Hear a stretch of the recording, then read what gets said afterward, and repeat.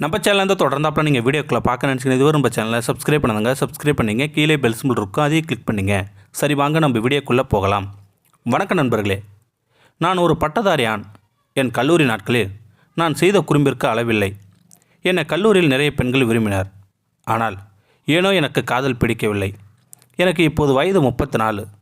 இத்தனை நாட்கள் கட்டுக்கோப்புடன் இருந்த என் மனம் இப்போது சஞ்சலப்படுகிறது. நான் இப்போது ஒரு பெண்ணை விரும்புகிறேன்.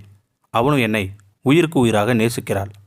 என் பிரச்சனை என்னவென்றால் அவளுக்கு திருமணமாகிவிட்டது. அவள் வயது 22. திருமணம் முடிந்து 2 ஆண்டுகள் சென்ற பின் தான் முதலே அவளை பார்த்தேன். முதலில் இதை இனக்கவர்ச்சி என்று நினைத்தேன். ஆனால் அப்படி எது இல்லை என்று நிச்சயமாக என்னால் சொல்ல முடியும். அவளுடைய கணவன் கொஞ்சம் முன்கோபி. அதனால் அடிக்கடி அவளுக்கு அடி விழும். அவளை அரவணைக்க ஆள் இல்லாதால் தான் என்னை விரும்புகிறாள் என்று என் மனம் சில சமயம் சஞ்சலப்படும். அவளோ இருவரும் செத்து விடலாமா என்றும் கண்காணாத இடத்திற்கு போய்விடலாம் என்றும் கூறுகிறாள். அவள் கூறும் எதற்கு நான் தயார். அவள் இல்லாமல் நான் இல்லை என்ற நிலைக்கு வந்துவிட்டேன். அவளை பார்க்காமல் என்னால் 1 மணி நேரம் கூட இருக்க முடியவில்லை. என்னால் நிம்மதியாக தூங்க முடிவதில்லை. ஏனெனில் ஒரு திருமணமான பெண்ணை மனதை கெடுத்து விட்டோமோ என்ற உறுத்தல்தான். ஆனால் இந்த எண்ணம் முழுவதும் அவளை பார்க்கும் வரைதான். அவளை பார்த்தவுடன் என் மனம் மாறிவிடுகிறது. என்னால் அவளை மறக்க முடியவில்லை. நான் செய்வது சரியா தவறா என்று எனக்கு தெரியவில்லை. தவறாக இருந்தாலும் என்னால் திரித்து கொள்ள முடியவில்லை. ஏறக்குறைய நான் முக்கால் பைத்தியமாகிவிட்டேன். என்னை உடன்பிறவா சகோதரனாக நினைத்து நல்லதொரு நல்வழியை காட்டுங்கள். உங்கள் அன்பு சகோதரன். அன்பு சகோதரருக்கு உங்கள் கடிதம் கண்டேன். உங்கள் இருவருடைய ஏற்பட்டுள்ள அன்பை காதல் என்று நீங்கள் நினைத்து கொண்டிருந்தாலேயானால் சரி, அது காதல் இல்லை. நான் இப்படி சொல்வதற்கு வருத்தப்படக்கூடாது. ஒரு பெண்ணிடம் ஏற்படும் பிரிவு, பச்சதபாதம், அன்பு, நட்பு இதெல்லாம் கூட சில சமயங்களில் காதல் போல தோற்றமளிக்கும். காலப்போக்கில் அது எந்த வகையை சேர்ந்தது என்பது புரிந்துவிடும். ஆனால் அதற்குள் நாம் அவசரப்பட்டு இது காதல்தான் என்று முடிவு கட்டி, தாலி கட்டி, மேளம் கொட்டி, தனி குடித்தனம் போய் தனிமை இருட்டில் விட்டத்தை பார்த்து வெறுத்தபடி நாம் செய்தது தப்போ என்று யோசித்து கொண்டிருப்போம்.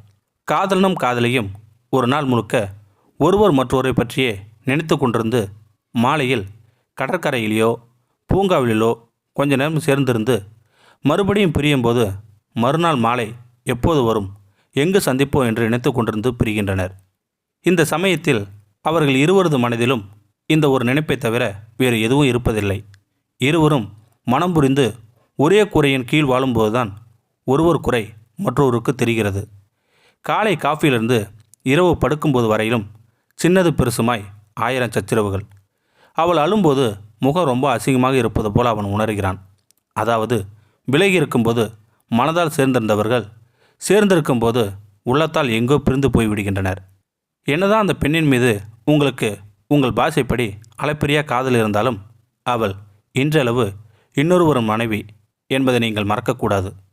அவள்தான் சிறுபிள்ளைத்தனமாக செத்து போய் விடலாமா, ஓடி போய் விடலாமா என்று சொன்னாலும் நீங்கள் கொஞ்சம் விவேகமாக சிந்தித்து முடிவு செய்ய வேண்டும். மாற்றா மனைவிடம் ஓடிப்போனா என்கிற வார்த்தை உங்களுக்கு தேவையா தம்பி? யோசியுங்கள்.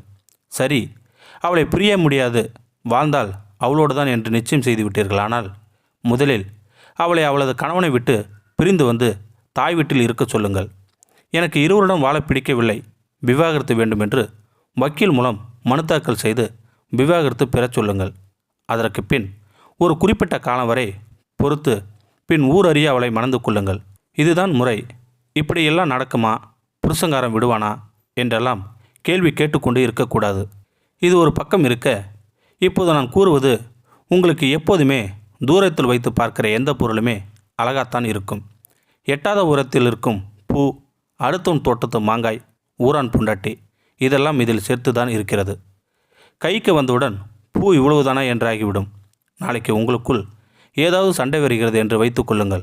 வராது என்று சொல்லக்கூடாது, வரும். சம்சாரம் என்று இருந்தால் சண்டை நிச்சயம் உண்டு.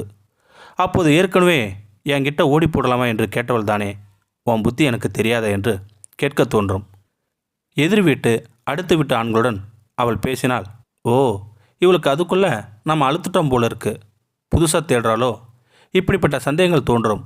இப்போது இல்லாவிட்டாலும் வயதானுடன் தோன்றும். வாலிபத்தில் இல்லற தர்மமோ முறையோ எதுவுமோ கண்ணுக்கு தெரியாமல் குதிக்கிற ஆண் பிள்ளைகள் வயதானுடன் தன் மனைவியை மட்டுமின்றி தன் மகளையும் நாக்கில் நரம்பில்லாமல் பேசுவார். அன்பு சகோதரே, நீங்கள் இந்த நிமிஷத்தை மட்டும் நினைக்கிறீர்கள். நான் 20 வருஷத்தை சேர்த்து கற்பனை செய்து பார்க்கிறேன். இன்னொன்று சொல்கிறேன். உங்கள் காதலின் கணவர் அடிக்கிறார். முன்கோபி சரி. நீங்கள் இரு கை நீட்டி அணைக்க காத்திருக்கிறீர்கள். அவளுக்கு கணவரின் சாதாரண கோபம் கூட பெரிதாகத்தானே தெரியும். சின்ன குழந்தையை அப்பா அடித்தால் அழாதே கண்ணு, இங்கே வா என்று யாராவது அழைத்தால் பாய்ந்து கொண்டு ஓடாதா? இன்றைக்கு அப்படிதான். இன்றைக்கு அடிப்பதும் நாளைக்கு அணைப்பதும் தாம்பத்தியத்தில் சகஜம் அல்லவா?